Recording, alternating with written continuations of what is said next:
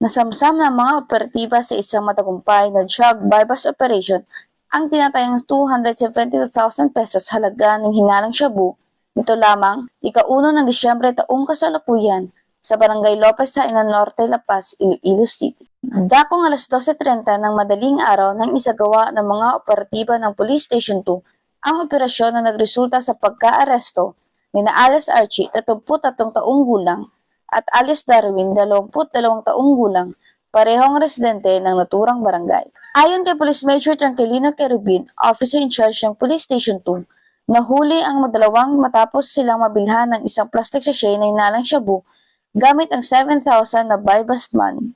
Bukod sa napiling droga, nakuha rin sa pag-iingat ng mga sospek ang 7 sachet na hinalang shabu na may kabuuang timbang na 40 gramo.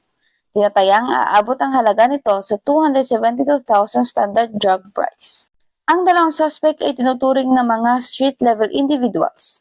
Ang mga suspect ay kasalukuyang nakakulong sa Police Station 2 para sa kaukulang dokumentasyon at haharap sa kasong paglabag sa RA 9165 o Comprehensive Dangerous Drugs Act of 2002. Patuloy na hinakayat ng pulisya ang publiko na makipagtulungan sa kanilang kampanya kontra droga upang tuluyang masugpo ang ilegal na gawain sa lungsod. Pinatunayan muli ng mga kapulisan na sa pamamagitan ng masigasig na operasyon at pakikiisa sa komunidad, kayang labanan at tuluyang sugpuin ang salot na dulot ng ilegal na droga sa lungsod.